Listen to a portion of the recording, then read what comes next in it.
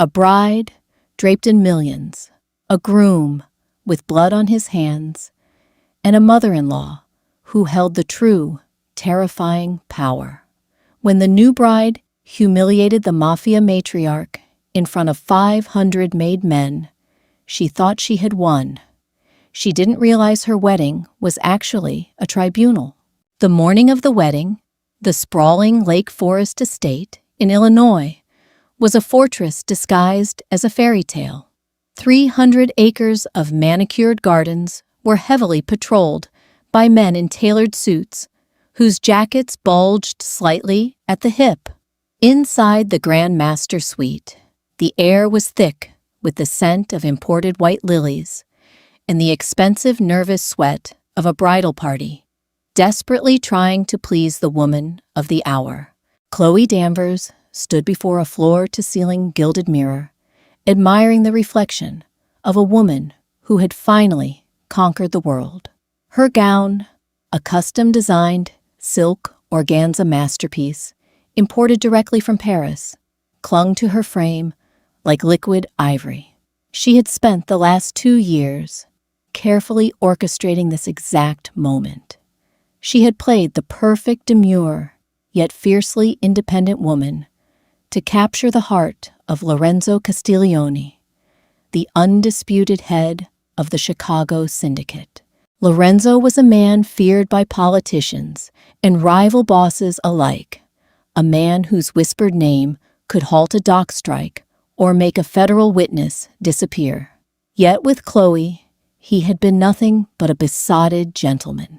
Chloe believed she had entirely tamed the beast, but more importantly, she believed she was about to inherit his empire.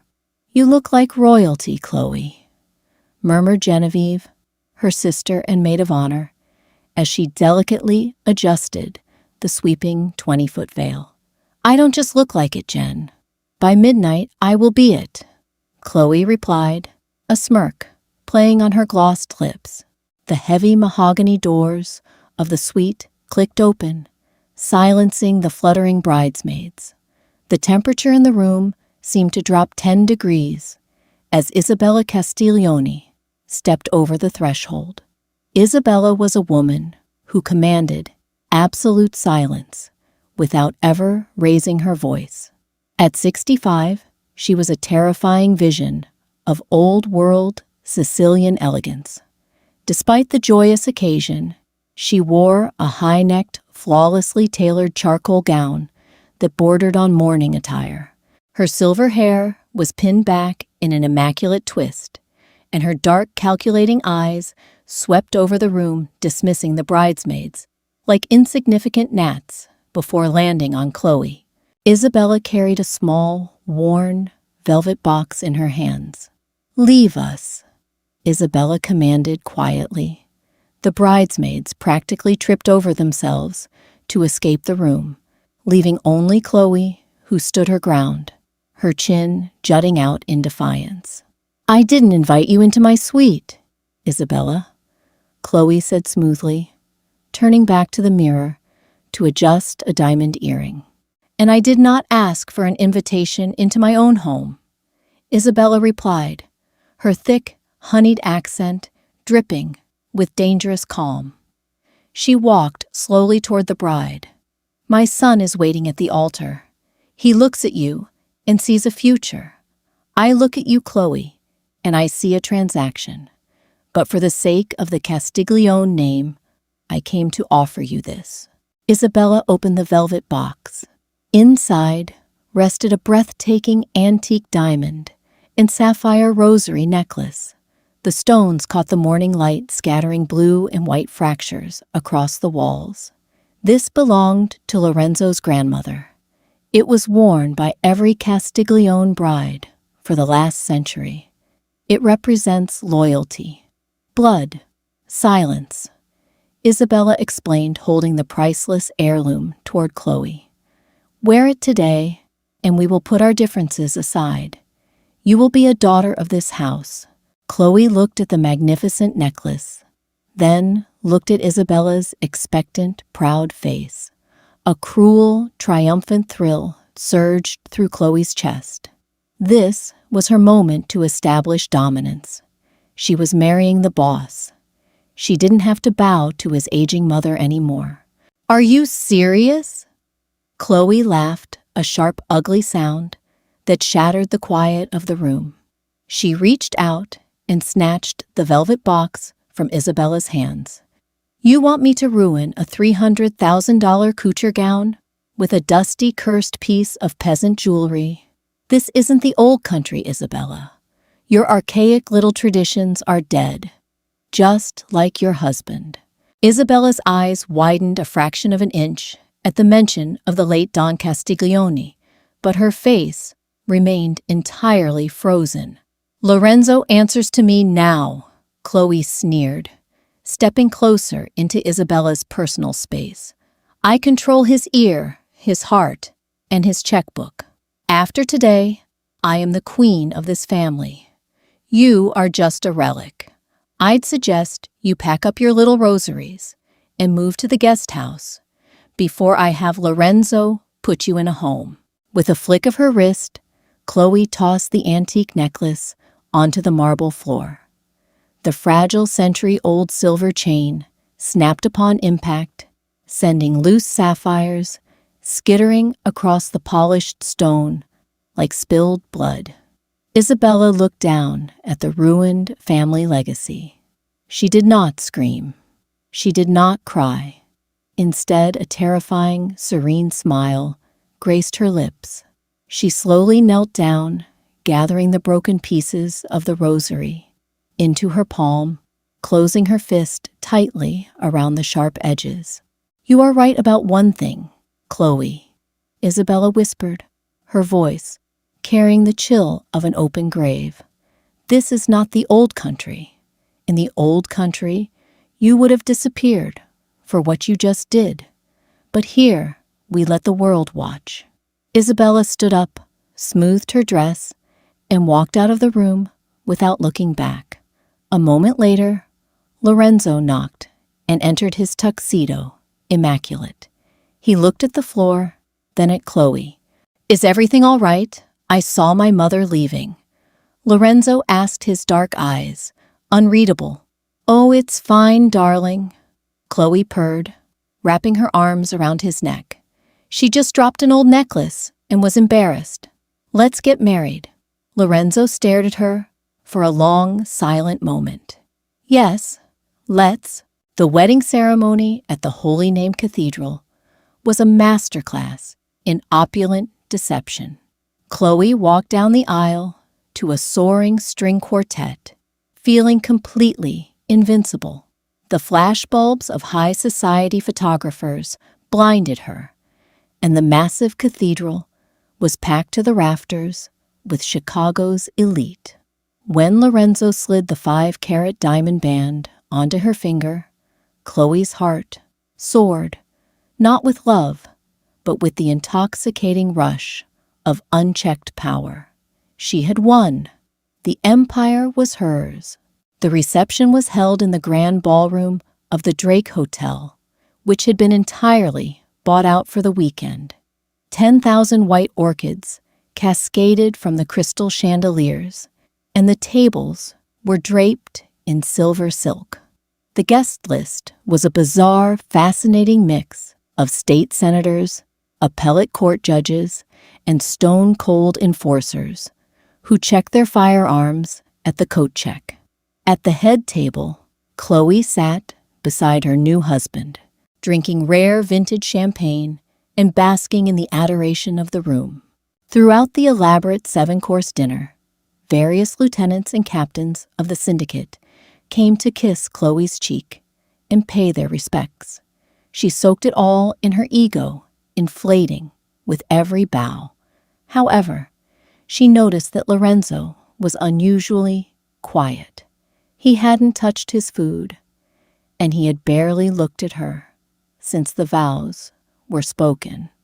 He sat back in his velvet chair, sipping his whiskey, his eyes scanning the room with the cold detachment of a predator assessing its territory.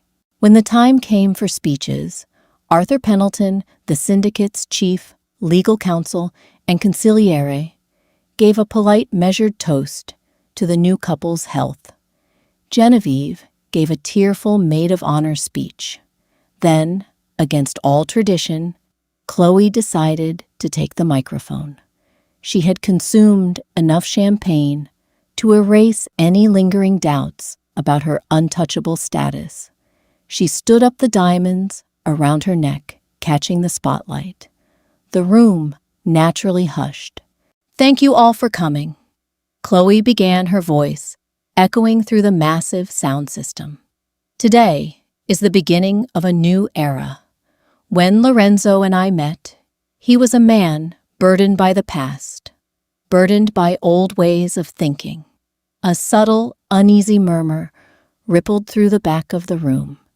In the underworld, you never speak of the old ways disparagingly in public. Chloe didn't notice the shift in the atmosphere. She turned her gaze directly to table number 2, right at the front, where Isabella Castiglione sat completely alone. "But today, we leave the past behind," Chloe continued, her voice dripping with condescension. "I want to raise a special glass to Isabella. Isabella, you've worked so hard holding on to this family, but you must be so tired. I want everyone here to know that Lorenzo and I are taking over the reins entirely. Isabella will finally be retiring from family matters. We've arranged a lovely, quiet property for her in Florida. To Isabella, enjoy your sunset years. Leave the heavy lifting to the new queen." Chloe raised her glass. Silence. Absolute suffocating silence. Not a single glass was raised. Not a single person breathed. The senators looked down at their plates. The Mafia captains stared at Chloe with wide, horrified eyes. Disrespecting a Castiglione man was dangerous. Disrespecting the Castiglione matriarch in public was a guaranteed death sentence. Chloe's smile faltered as the heavy silence stretched on. She looked down at Lorenzo, expecting him to stand and support her. Lorenzo remained seated. He slowly set his whiskey glass on the table. He did not look at Chloe. He looked directly at his mother. Isabella stood up. She didn't look angry. She looked profoundly bored. She walked slowly toward the stage, her heels clicking methodically against the marble floor. She didn't ask for the microphone. She merely gestured to the audio technician booth at the back of the room. Suddenly, the soaring instrumental background music cut out. Instead, a scratchy, highly amplified audio recording echoed through the grand ballroom. "I can't stand the old bat, but I only have to pretend for another few months." Chloe's blood turned to ice. It was her own voice. The audio continued. "Once the ring is on, Lorenzo is entirely under my thumb. He thinks I'm a saint. I've already transferred the offshore routing numbers to your guys. Thomas, listen to me as soon as the wedding is over. The Castiglione accounts are wide open. The O'Banions can move in on the south side docks. Lorenzo is too blinded by me to see it coming." A collective gasp swept through the ballroom. Chairs scraped aggressively against the floor as 36 of Lorenzo's made men stood up in unison, their hands instinctively reaching inside their jackets. On the recording, the voice of Thomas Gallagher, the ruthless enforcer for the rival O'Banion syndicate, chuckled. "You're a cold piece of work, Chloe. Just make sure the mother is out of the way.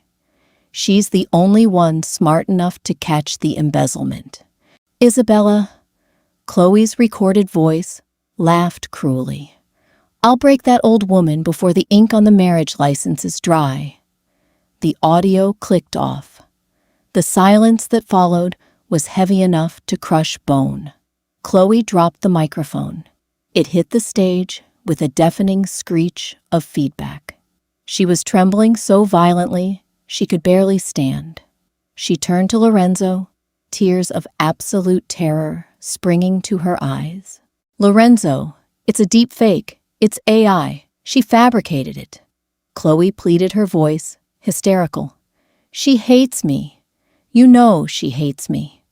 Lorenzo finally stood up. He buttoned his tuxedo jacket with meticulous, agonizing slowness. He looked at the terrified bride, and the mask of the loving groom fell away completely, revealing the ruthless mob boss underneath. You broke my grandmother's rosary this morning, Lorenzo said softly. His voice didn't carry over the speakers, but in the dead quiet of the room, everyone heard it. That was your first mistake. Your second mistake was thinking I ever loved you. Your third was thinking you were the one laying a trap. Lorenzo's words hung in the cavernous expanse of the Drake Hotel ballroom, like a physical weight suffocating the last remaining ounces of oxygen in the room. The terrified bride stared at the man she thought she had successfully manipulated for the past 2 years. Gone was the besotted, compliant billionaire who had showered her with imported roses and blind devotion. In his place stood the undisputed, blood-forged boss of the Chicago syndicate, his eyes as devoid of warmth as a frozen lake. A heavy, synchronized thud echoed from the perimeter of the ballroom. The heavy oak double doors, the only exits from the grand space, had just been deadbolted by Lorenzo's men. The clicking of the locks sent a fresh wave of panic through the civilian guests. The state senators and appellate court judges, realizing they were suddenly trapped in a room where the Mafia was about to settle an internal score, sat perfectly paralyzed, staring blankly at their untouched plates of filet mignon. You really believed you were a mastermind, didn't you, Chloe?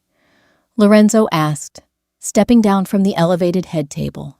He paced slowly in front of her, his voice projecting clearly, without the need for a microphone. You thought my mother was just an aging relic, and I was a lovesick fool, blinded by a pretty face. You thought you could conspire with Thomas Gallagher and the O'Banion crew right under our noses. Lorenzo, please, you have to listen to me. Chloe shrieked, the pristine facade of her aristocratic composure completely shattering. Her hands clawed desperately at the voluminous layers of her custom silk organza gown, as if she could somehow shed the physical proof of her fraudulent marriage. That tape was edited. They are trying to frame me. Your mother has always wanted me gone. My mother, Lorenzo interrupted, his tone violently sharp, knew what you were the moment you intentionally spilled a glass of red wine on my jacket at the charity gala 2 years ago. To get my attention, she had Gregory Harrington from the Kroll Intelligence Group run a comprehensive background check on you before we even had our second date. We knew about your crippling offshore debts. We knew your father's logistics company was facing federal indictment and impending bankruptcy. And we knew exactly when Thomas Gallagher approached you at the Peninsula Hotel Lounge 6 months ago to offer you a way out. Chloe stopped clawing at her dress. Her arms fell limply to her sides as the blood completely drained from her face, leaving her looking like a porcelain corpse. The realization that every single moment of her supposed triumph had been meticulously monitored began to crush her. If you knew, Chloe stammered, her chest heaving as she struggled to draw breath. Why did you marry me? Why go through with all of this? She gestured weakly to the millions of dollars worth of orchids, the crystal, the terrified elite of Chicago, cowering at their tables. Arthur Pendleton, the syndicate's meticulously groomed consigliere and chief legal counsel, stepped forward from the shadows of the head table. He adjusted his wire-rimmed glasses and opened a sleek leather briefcase, pulling out a thick stack of documents. Because Miss Danvers, the Castiglione family, never merely punishes a betrayal. They profit from it. Arthur stated his voice, a dry, bureaucratic drone, that somehow made the situation even more terrifying. Lorenzo snapped his fingers. From the back of the room, two massive enforcers dragged a battered aluminum briefcase down the center aisle. They stopped in front of the bridal table and threw it open. Inside were stacks of ledgers, encrypted hard drives, and a burner phone. But what caught Chloe's eye, making her stomach violently heave, was a silver Rolex watch resting on top of the electronics. It was scuffed and stained with a terrifying crimson smear. It was Thomas Gallagher's watch. While you were busy getting your hair and makeup done this morning, believing you were about to become the queen of this city, Lorenzo explained quietly, stepping agonizingly close to Chloe. My top lieutenants were visiting the Southside docks. Thomas Gallagher and the upper echelon of the O'Banion leadership believed they were walking into an empty warehouse to take over our shipping routes, just as you promised them. Instead, they walked into a slaughterhouse.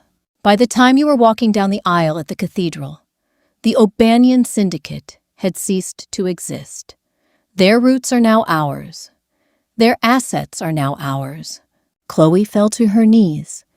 The impact against the hard marble floor sent a shock wave of pain up her legs, but she barely registered it. The extravagant $300,000 wedding gown pooled around her on the floor like a deflated parachute. She had been nothing but bait, a beautifully dressed, incredibly arrogant pawn, used to draw the Castiglione's biggest rivals out of hiding and into a fatal ambush.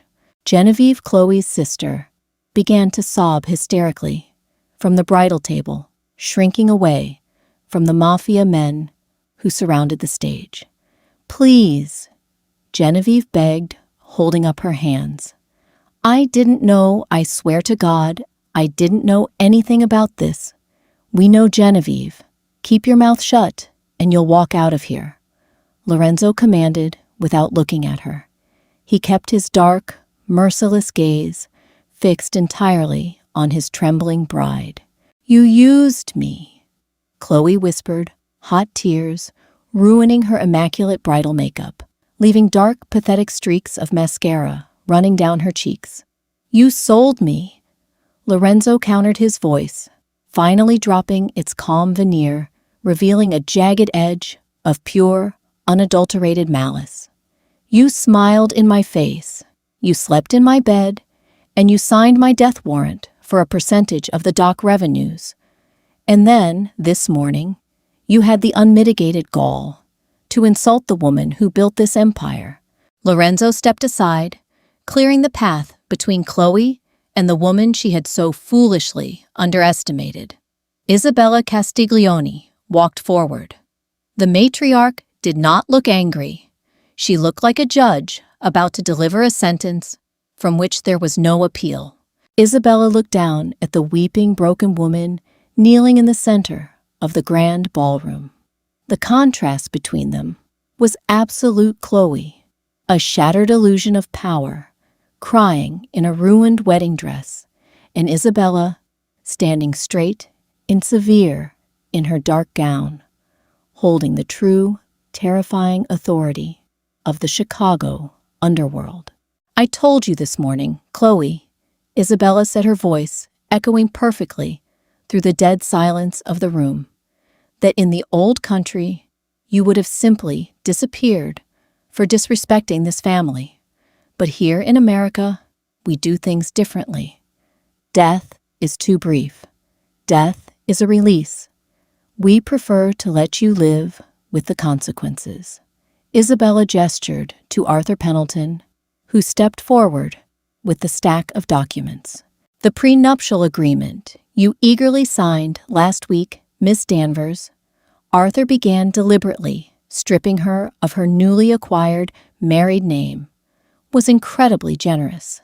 However, you were so blinded by the zeros on the first page that you failed to have independent counsel review the clauses buried on page 42. Clauses written in standard legal Italian, which you explicitly claimed you understood to impress Lorenzo. Chloe looked up, her breath hitching in her throat. What did I sign? You authorized a complete, irrevocable transfer of the controlling shares of Danvers Logistics, your father's company, to the Castiglione Holding Corporation, ostensibly as a gesture of familial integration. Arthur read from the document, his tone chillingly polite. Furthermore, the agreement stipulated that in the event of documented fraud or conspiracy against the Castiglione family by the bride, all of your personal assets, offshore accounts, and future earnings would be forfeited to an irrevocable trust controlled by Isabella Castiglione. You can't do that, Chloe screamed, a sudden, desperate surge of adrenaline getting her to her feet. That's illegal. No court in the world will uphold that. Arthur offered a thin, patronizing smile. He gestured casually around the room, specifically toward table 4, where 3 of the state's highest-ranking appellate judges were aggressively inspecting their silverware, pretending they were entirely deaf and blind to the proceedings. Miss Danvers, look around, Arthur said softly. We are the court. Chloe spun around in a frantic circle, looking at the faces of the powerful politicians, the wealthy socialites, and the ruthless men who ran the city. Not a single person met her eye. The isolation was absolute, suffocating, and total. She was entirely alone, surrounded by monsters she had foolishly believed she could control. Your father's company will be liquidated by Monday morning. Isabella stated, her voice as cold and inevitable as a winter storm. Your offshore accounts have already been drained. The O'Banions cannot protect you because they no longer breathe. You have absolutely nothing left. You are not a Queen Chloe. You are a ghost. Isabella reached forward and with terrifying swiftness grabbed the collar of Chloe's $300,000 custom silk gown.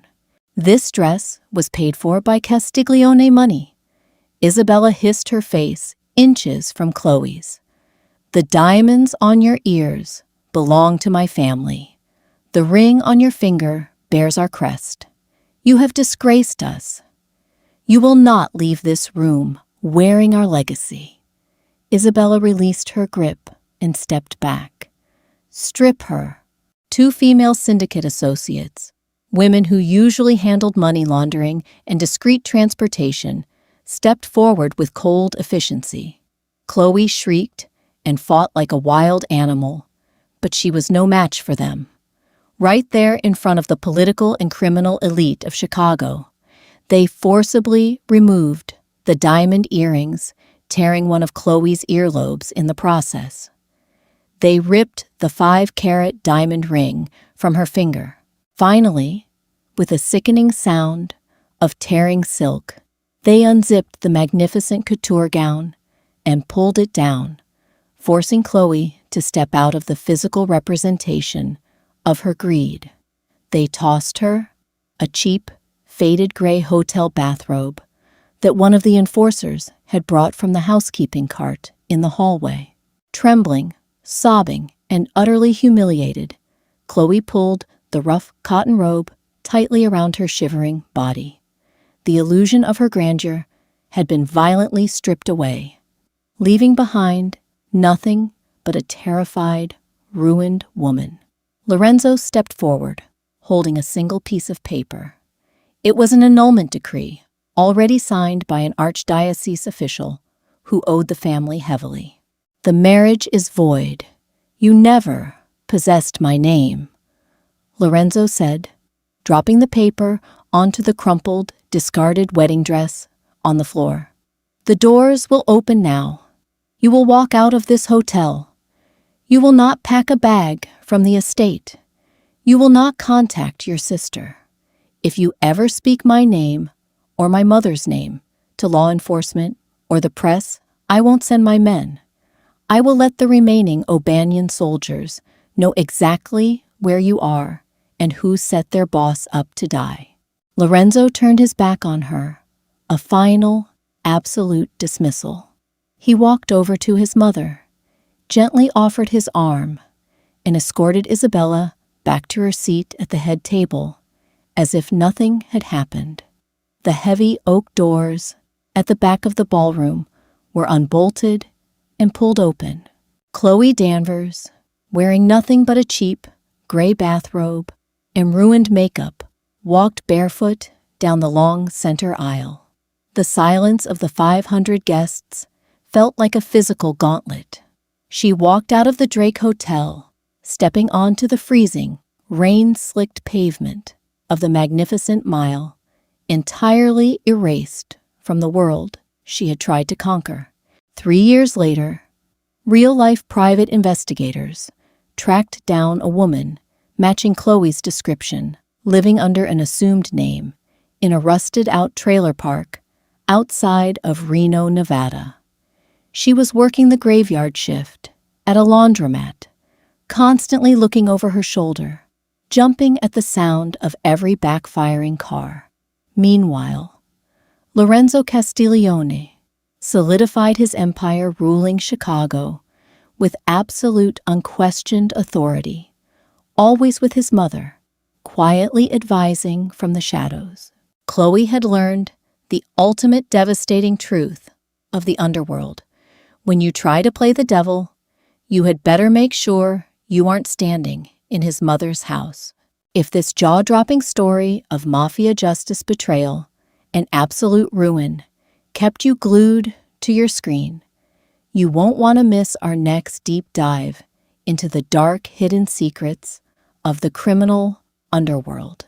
Hit that like button, share this video with your fellow true crime and drama lovers, and make sure to subscribe and ring the bell so you never miss an episode. What would you have done in Chloe's shoes? Drop your thoughts in the comments below.